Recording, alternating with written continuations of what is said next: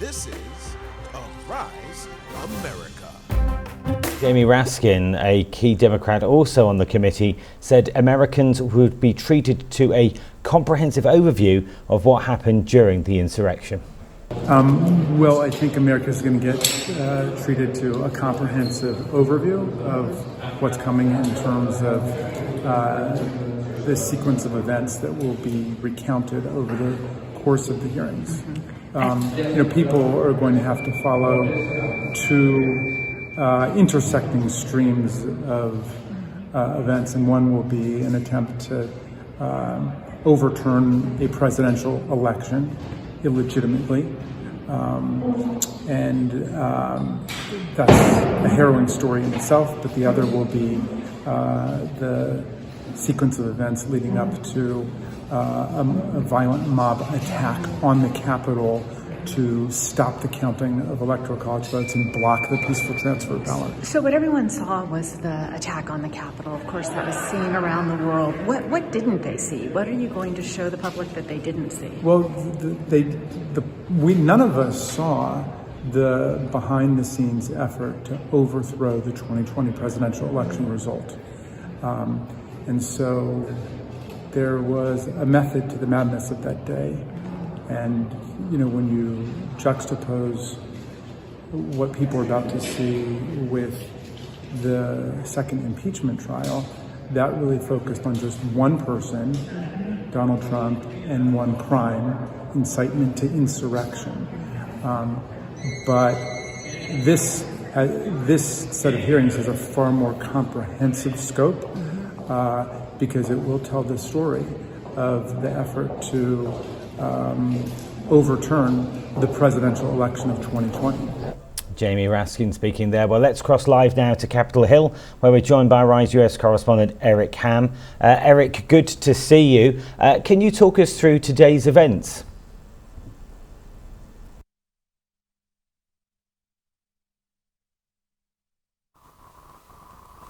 Two very emotional hearings on gun control take place over these last few days, and now today we see the January 6th Select Committee will now unveil their findings. And of course, the pressure is on for this committee to deliver. We have heard from a number of members, including Congressman Jamie Raskin, who have said that they have the information that suggests that former President Donald Trump did more than incite an insurrection on that fateful day. And now it is the time for the committee to unveil what they have. We know that they have brought in a producer who will actually help choreograph this entire hearing that is expected to take place in less than 5 hours. And of course, one of the biggest hurdles that they will have, can they somehow figure out a way to actually showcase that Donald Trump was not only responsible for what took place, but also can they get the American people to actually pay attention?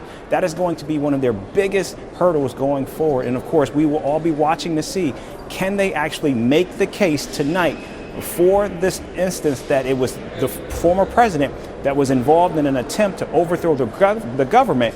But what we have not heard, what we have not seen, Dan, from the committee, from its aides, and from the members of the committee itself, is what are the recommendations that they will make going forward. I've spoken to a number of the aides on the committee, and we haven't heard that yet. And so tonight, of course, not only will we begin to see this layout of their findings, but what will it mean and what type of legislation is this Congress prepared to enact to ensure that something like this doesn't happen again? I imagine many people have got many questions about January the 6th. I mean, is it likely that we'll get all the answers today? I mean, this is just one of 8 hearings. Well, this will be the opening hearing. We know that we're expected to have more hearings next week as well. But tonight, because this is a primetime hearing where we know that the committee will be airing this on all major networks, both cable and network television tonight, this is going to be the moment where we know that so many people have spoken to this committee, ranging from the former president's White House chief of staff to his own children. And tonight we have been told from the committee that they will be outlining for the American people not only information that they know, but information they don't. And here's also what's key. We have all seen those videos of individuals storming the Capitol. We are told that in addition to that, they're going to show footage of video that we have not seen. And so we're going to see how this committee lays this out, but more importantly, how they put together, stream together a narrative, and can this narrative be compelling enough to engage the American people to actually watch and also return for more in terms of what they will be providing next week and going forward. We know the number of people that felt that Trump was personally responsible has fallen since the event. Is the idea, or could people's minds be changed during this hearing?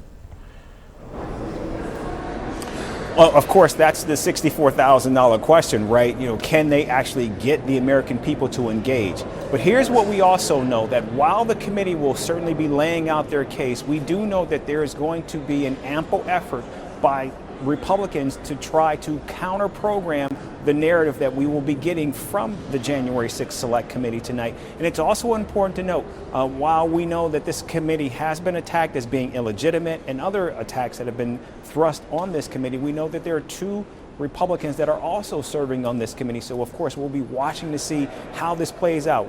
The co-chair of the committee, Liz Cheney, we know is locked in a heated battle to maintain her seat as a congressional Republican from the state of Wyoming, where we know the former president has been consistently campaigning against her. So all of this is actually going to be playing out. And, of course, we will be watching to see, what that means for how this committee will begin to piece all of this together, and exactly what will they provide in terms of what we know, but more importantly, what we don't know, and how will the American people accept or reject what we hear from this committee tonight.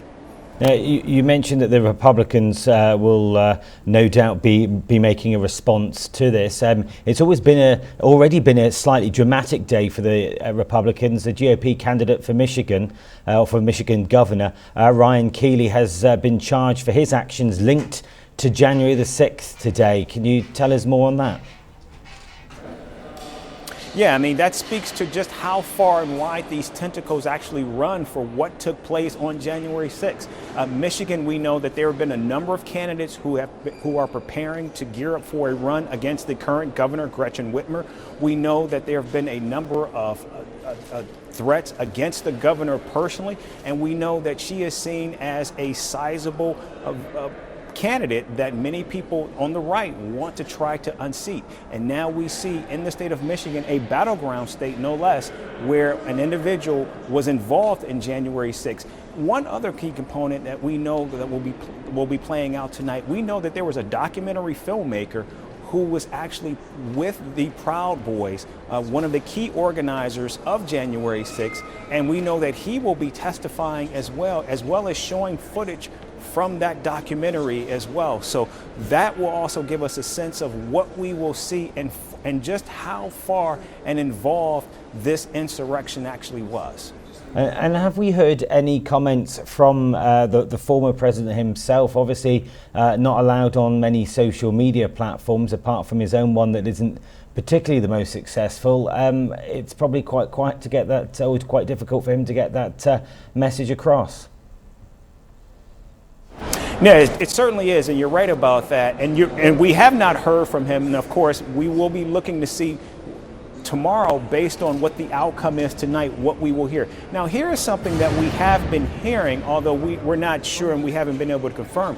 We have been told that there could possibly be some GOP members who will actually seek to try to interject in as the hearing is taking place tonight, to try to get their stories heard, to get their narrative told, their side of the story. Because what's important is, what we do know is, there aren't any Republicans on this committee that actually believe what the president did was right, or will be there to tell the president's story. And so we are told that there will be an effort to try to interject that narrative, interject that story in tonight's hearing. How that plays out, we don't know. Oftentimes we have seen in some of these hearings where they can get very heated, very tense. Whereas tonight what you're seeing is you're seeing all of these members working together in unison, in concert, in tandem to try to stream together this central narrative. And there will be no one there to actually tell the story that perhaps the former president would like told. And so how do Republicans do that? We don't know, but we're told that it's going to be an effort by Republicans to do that. So what we know is in less than 5 hours, we're expecting fireworks to take place. We're actually right next door to where this hearing is going to literally play out, Dan, and of course we'll be bringing it to you live as it happens. Indeed, just quickly before you go, it's an interesting point you make about the Republicans getting their side of the story across, because just looking on Twitter here, even Republicans that are not Donald Trump fans basically complaining that they don't believe that this panel is impartial. They don't believe it's going to be fair at all. They believe it's one-sided, and they've already made their decision before they've gone into that. Do they have a valid point? Well, that is certainly an argument that we have heard from a number of people who are on the right, who may look at this panel, who may look at this hearing, this committee hearing as not impartial. And that is why it is so incumbent upon this committee to actually reveal the testimony, reveal what witnesses have had to say. We know we're going to hear from staff close to Mike Pence, as well as others close to the former president themselves. The question will be, will people choose to accept and hear what has been laid out by the committee, or will they reject it? Go and get yourself some energy drinks, because I think you'll need it. It'll be a long night. And thank you very much for your analysis for now. Eric Hammer, Rise US correspondent in Capitol Hill. This is Arise America.